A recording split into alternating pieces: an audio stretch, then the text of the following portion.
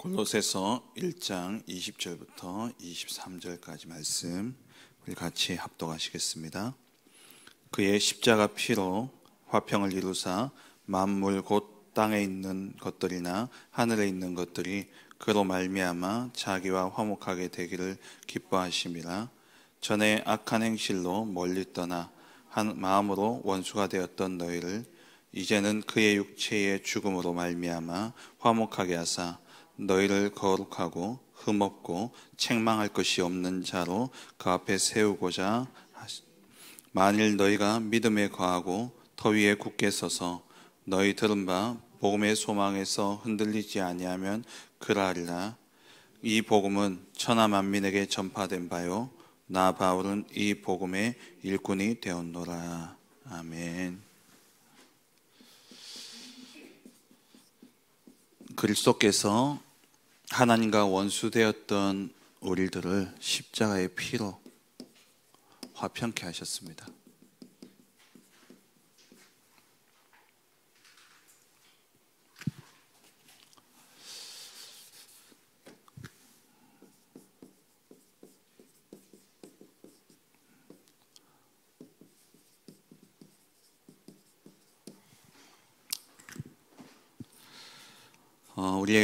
우리가 날마다 점검하고 날마다 우리가 확인해야 될 것이, 우리 스스로에게 질문하면서 먼저 찾아야 될 것이, 예수가, 이 그리스도가 나에게 어떤 분인가, 진짜 그리스도가 나에게는 누구인가, 여기에 대한 질문이 시작되어져야 됩니다. 사도 바울이 로마서 1장에서는 하나님의 복음으로 로마서를 써내려갔어요. 근데 로마서 16장 25절 마지막에 가서는 나의 복음이라고 고백을 합니다. 우리가 하나님의 은혜로 말미암아 예수 그리스도를 내가 믿게 되어졌죠. 예수가 그리스도라는 사실이 믿어졌다면 우리의 인생이 살아가면서 내려져야 할 결론은 그 그리스도가 나의 그리스도가 되어져야 됩니다. 정말 우리에게 이 그리스도가 누구냐, 날마다 점검되어져야 되고, 정말 그리스도가 나의 그리스도가 되어졌을 때에 사람이 어떻게 바뀌어지느냐, 우리 베드로를 통해서 어제 말씀을 주셨죠. 이 제자들, 그 가운데 특히 베드로, 이 베드로는 아주 평범하고 또 그리고 성공한 적이 없는 실패한 자의 모습이었고, 그리고 이 베드로를 사람들이 바라볼 때에 지식이 없는 그런 사람이었습니다. 아주 평범하고 또 어떻게 보면 실패된 인생을 살고, 아주 다른 사람이 볼 때도 배경과 신분이 없는 그런 모습이었죠. 근데 이 베드로가 그리스도를 만나게 되어진 겁니다. 그런데 예수님을 만나고 예수님을 따라다니면서 마태복음 16장 16절에 고백을 했음에도 불구하고, 그 고백을 하고 있으면서도 자기가 무슨 고백을 하는지 모르고, 그래서 하나님의 일보다 오히려 사람의 일을 더 생각하는 그런 사람이었습니다. 이게 어떻게 보면 우리의 신앙생활의 쭉 여정이라고 보시면 됩니다. 우리가 사실 예수를 믿으려고 한 것도 아니고, 내가 그냥 하나님의 은혜로 예수를 믿게 되어졌죠. 그런데 예수님을 믿는다고 그 사람이 완전히 바뀌어지진 않잖아요. 여전히 사람의 일을 생각하는 겁니다. 그래서 예수님이 십자가를 지신다 이야기하니까 16장 21절에서 23절에 십자가를 지신다 하니까 예수님 지금 돌아가시면 안 된다는 거죠. 그래서 예수님을 붙잡고 늘어지면서 이 일이 결코 주께 미치지 않겠다라고 붙들고 항변하고 있죠. 그때 예수님이 사단아 물러가라, 왜 그리스도를 올바로 깨닫지 못하게 만드는 사단 떠나가라는 거예요. 그러면서 네가 하나님의 일을 생각하지 않고 사람의 일을 생각한다 그래요. 이랬던 베드로가 하나님의 일이 뭡니까? 그리스도께서 우리를 위하여 십자가에 죽으시고 부활하심으로 우리를 구원하시는 이 구원의 역사. 예수님이 왜 이 땅에 오시냐? 예수님 죽기 위해서 오셨단 말이에요. 죄의 삭은 사망이기 때문에 어떤 사람도 이 원죄 문제를 해결할 수 없기 때문에 그리스도께서 죄의 문제를 해결하고자 이 땅에 오셔서 죽기 위해서 오셨는데 그 죽음을 막으려고 하니까 예수님이 사단아 물러가라. 너는 하나님의 일이 아닌 사람의 일을 생각하는 도다라고 꾸지람하신 것이죠. 그리고 예수님이 십자가에 못 박혀 돌아가실 때에, 예수님이 잡히실 때에 베드로가 어떻게 했습니까? 마태복음 26장 74절에 예수님을 저주하고 맹세하면서 예수님을 부인했죠. 여전히 사람의 일을 생각한 겁니다. 여전히 나를 생각한 거예요. 여전히 나 중심인 겁니다. 계산이 딱 나오는 거죠. 이거 나 예수님 따라다니던 제자다 하면은 나도 붙잡히는 거 아니냐? 나도 옥고를 치는 게 아니냐? 그러던 이 베드로를 예수님께서 찾아오셨죠. 그래서 찾아오셔서 예수님이 제일 먼저 하신 말씀이 너에게 평강이 있을지어다. 그러면서 숨을 내쉬며 가라사대 성령을 받으라. 너에게 평강이 있을지어다. 샬롬 하시고는 인사를 하시고는 바로 첫 마디가 성령 받아라. 그 전날 그러니까 예수님이 돌아가시기 전날 제자들이 집중해서 말씀하신 게 너희 마음에 근심하지 마라. 하나님을 믿으니 또 나를 믿어라. 내가 너에게 길이 될 거다. 어떤 길? 내가 가면 또 다른 보혜사를 너에게 보내줄 테니까 너희가 염려할 필요 없다. 그러면서 예수님이 제자들에게 성령, 그래서 예수 이름으로 기도하면 하나님이 행하신다. 무엇을요? 약속을. 어떤 약속이요? 사도행전 1장 4절에 아버지의 약속하신 것, 성령 기다리라는 거예요. 그리고 부활하셔서 십자가에 죽으시고 부활하셔서 오셔서 성령 받으라 이야기하시죠. 그래서 이 약속 붙잡고 사도행전 1장 14절에 오로지 기도한 거 아닙니까? 하나님 나라의 일을 감람산에서 전달받고 그 언약 붙잡고 마가다락방에 모여서 오로지 기도한 겁니다. 오로지 기도하던 가운데 사도행전 2장에 성령 충만의 역사, 하나님의 능력을 체험하게 되어지죠. 이때부터 베드로가 바뀌어지기 시작한 거예요. 그러면서 베드로가 이제 어떤 삶을 사느냐? 복음 증거의 삶을 살게 되죠. 사도행전 2장 36절에 그런즉 이스라엘 온 집이 정령할지니 너희가 십자가에 못 박은 이 예수를 하나님이 주와 그리스도가 되게 하셨느니라. 뿐만 아니라 사도행전 3장에 가서는 은과 금은 내게 없거니와 내게 있는 건 네게 주노니 나사렛 예수 그리스도 이름으로 일어나 걸어라. 정말 그리스도 복음을 딱 깨닫고 복음을 체험하고 나니까 그때부터 베드로가 보는 눈이 달라지는 겁니다. 그리고 그의 영적 상태가 바뀌어진 것이죠. 이 영적인 변화가 일어나는 겁니다.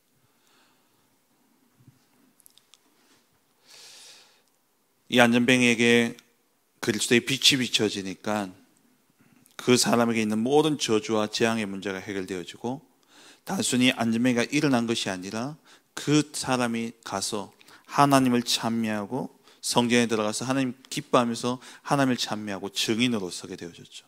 그 일로 인해 가지고 5천 명이 믿게 되어지는 이런 역사가 일어났습니다. 정말 복음 깨달음, 나의 복음이 되어진 한 사람이 변화되어지게 될 때에 하나님이 일으키시는 복음의 역사. 심지어 이제는 핍박 가운데서도 오직 그리스도를 증거할 정도로 완전히 변화되어졌죠.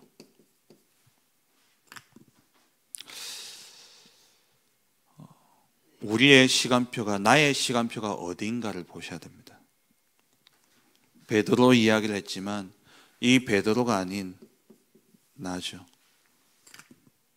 나는 어느 여정 속에 있는가? 어느 시간표 속에 있는가? 만약에 내가 아직도 예수 믿는다고 하지만 10년, 20년, 30년 평생을 예수 믿었지만 내가 아직도 나 중심의 것에 잡혀 있다면 이 시간표 속에 들어가야 되죠. 오로지 기도 속에 하나님께 집중하며 복음이 정말 내게 체험되어지고, 그러면서 이 그리스도가 나의 그리스도가 되어져야 됩니다. 그때부터 하나님이 복음 증거의 문을 여시는데, 베드로가 한 것처럼 보여지지만 하나님이 준비해놓고 기다리시다가 나의 그리스도를 고백한 베드로에게 하나님 전도문을 열어가신 거예요.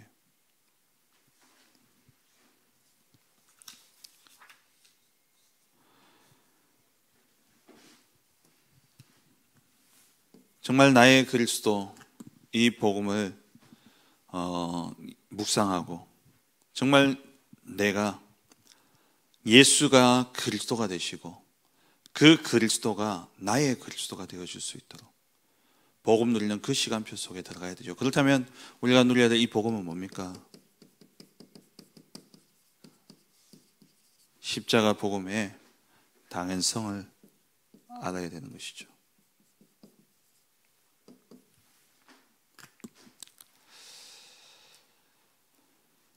복음을 안다라고 할 때, 복음을 안다는 것은 체험되어졌다는 말입니다. 다시 말하면 복음을 안다라는 것은 지식적인 알을 이야기하는 것이 아니라 증인이라는 거예요. 그래서 복음을 안다는 것은 나의 그리스도가 되어졌다라는 말입니다. 그러면 이때부터 복음을 아는 사람은 복음의 눈으로 모든 것을 재해석하게 되죠. 나의 상처, 나의 과거, 또 내가 있는 문제, 갈등, 이 모든 것 속에 정말 복음의 눈으로 모든 것을 재해석하는 거예요. 그 말은 곧 복음의 눈으로 보게 될 때에 하나님의 계획이 보여지는 겁니다.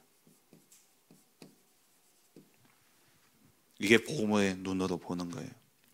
내 생각, 내 계산으로 봐서 이렇게 될 거다가 아니라 복음의 눈으로 본다는 것은 하나님이 이 일 때문에 이 일을 이루시고자 이렇게 하셨구나. 그 계획이 보여지게 될 때에 상처는 비로소 치유가 되어지는 것이고, 나의 과거는 비로소 발판이 되어지는 것이고, 그 문제는 문제가 아니라 그게 하나님의 축복이 있는 계획임을 보여지는 것이고, 갈등이 아니라 하나님이 나를 갱신케 하시는 하나님의 뜻과 계획이 있는 것이구나 보여지는 것이죠. 복음의 눈으로 모든 것이 보여져야 됩니다. 모든 것이 재해석되어져야 되죠.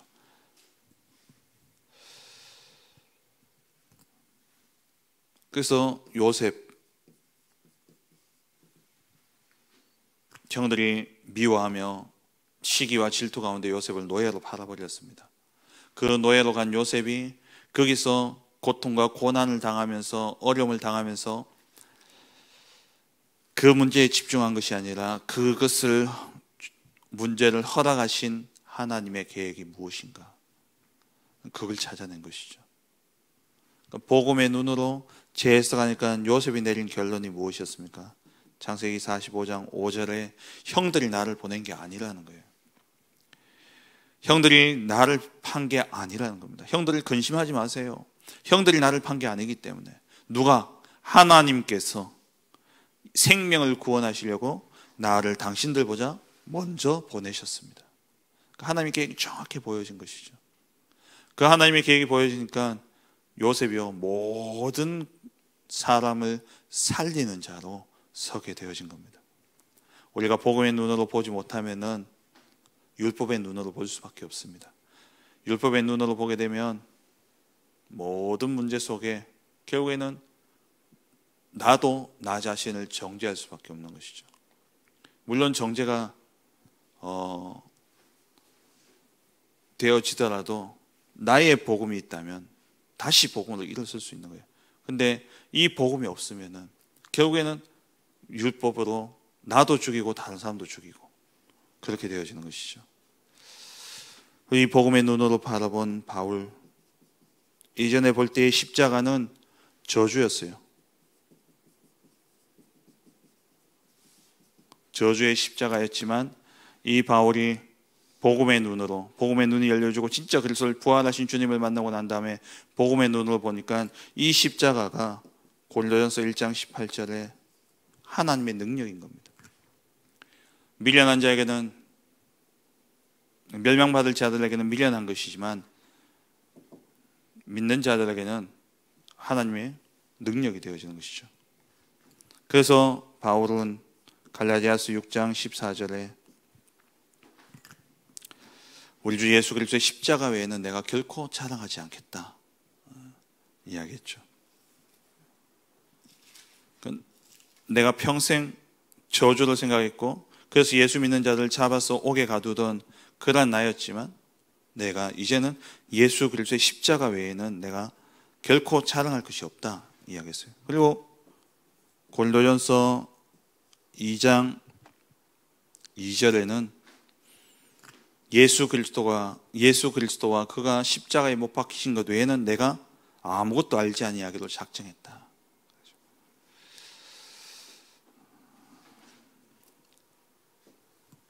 우리가 복음의 눈으로 모든 것을 바라봐야 됩니다. 그래서 오늘 본문의 22절에 그의 육체의 죽으심으로 말미암아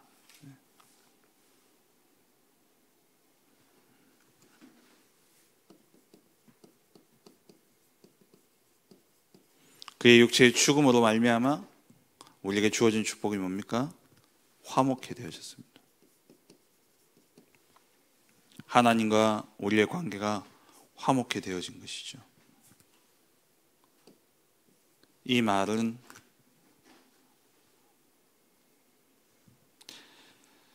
그의 죽음으로 말미암아 창세기 3장 문제가 완전히 해결되어졌다는 것입니다.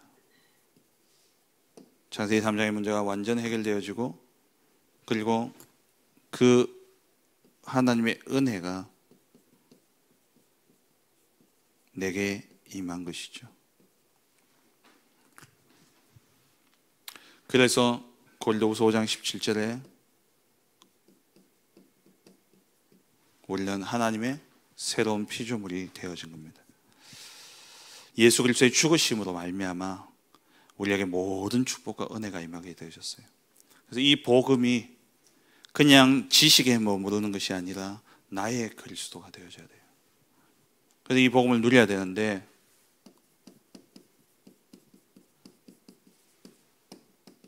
무엇을 누리느냐? 복음의 완전성이죠.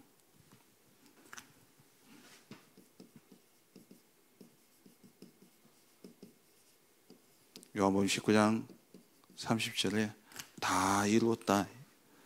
우리의 모든 죄의 문제, 그리고 사단의 권세, 그리고 하나님을 만나는 그 길을 막고 있는 모든 장애물들을 다 제하시고 하나님을 만날 수 있는 길을 우리에게 열어주신 것입니다. 히브리서 9장 28절에 이와 같이 그리스도도 많은 사람의 죄를 담당하시려고 단번에 들이신 바 되셨고 구원에 이르기 위하여 죄와 상관없이 자기를 바라는 자들에게 두 번째 나타나시니라. 복음은 완전합니다. 그리스도면 충분합니다. 그리스도께서 우리의 모든 죄 십자가의 죽으심으로 하나님과 우리의 모든 막힌 담을 허셨습니다. 완전성을 누리는 것이죠. 우리는 복음을, 어떤 복음을 누립니까? 복음의 절대성입니다. 로마서 8장 1절 2절 그리스도 안에 있는 자에게는 결코 정죄함이 없습니다. 생명의 성령의 법이 죄와 사망의 법에서 해방하신 것이죠. 복음은 완전한 해방입니다. 그래서 요한복음 8장 32절에 진리를 알지니 진리가 너희를 자유케 하리라. 하나님이 주신 완전한 방법, 복음으로만 참 해방이 되어지는 겁니다. 로마서 5장 6절에 우리가 아직 연약할 때에, 5장 8절에 우리가 아직 죄인 되었을 때에, 5장 10절에 우리가 원수 되었을 때에 그리스도께서 우리를 위하여 죽으심으로, 하나님 우리에 대한 자기의 사랑을 확정하시고 그리스도께서 죽으심으로 말미암아 우리가 화목한 자가 되어졌습니다. 하나님과 화목한 자가 되어졌죠. 영원한 해방과 자유를 주시고 하나님과 우리의 관계를 화목케 하는 유일한 절대적인 복음, 그게 그리스도의 십자가의 복음입니다. 그리고 이 그리스도의 복음은 영원한 것이죠. 히브리서 13장 8절에 그리스도는 어제나 오늘이나 영원토록 동일하시다 그랬습니다. 그래서 공간을 초월해서 우리에게 유일한 해답은 오직 그리스도 복음밖에 없습니다. 그래서 결론적으로 이 복음을 날마다 누려야 되는 것이죠. 삶 집중을 통해서 아침에 일어나면 사람 만나기까지 이 완전한 복음, 절대 복음, 영원한 복음 가지고 묵상하며 호흡하며 묵상하며 준비하는 겁니다. 저도 오늘 아침에 일어나서 눈 딱 뜨자마자 바로 일어나기보다도 일어나서 호흡을 잠깐 가다듬으면서 성삼위 하나님의 역사와 하늘 보좌의 축복이 오늘도 우리 모든 성도들 가정과 개인 위에 충만하게 임할 수 있도록 오늘 기도하고, 그러면서 일어나서 씻고 준비하는 거죠. 그렇게 하루를 시작하고, 그리고 이제 낮에는 만나는 모든 만남 가운데 정말 복음의 눈으로 현장을 볼 수 있도록 모든 것이 보고 듣고 느끼고 생각되는 것을 기도로 바꾸면서 복음으로 재해석하는 겁니다. 그리고 밤에는요, 누워서 복음의 눈으로 복음 속에 충분하게 들어가면서 또 하루를 정리하고 그런 거죠.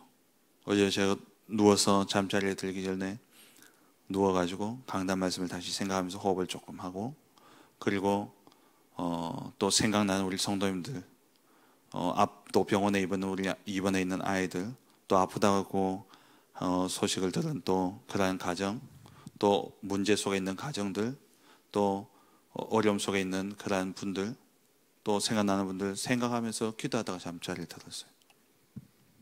이제 조금 저도 잡혀가는 것 같아요.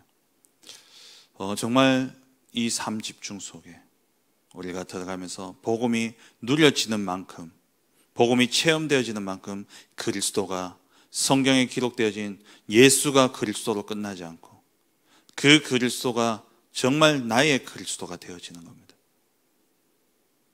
그래야 모든 보는 것이 달라지고, 그래서 우리는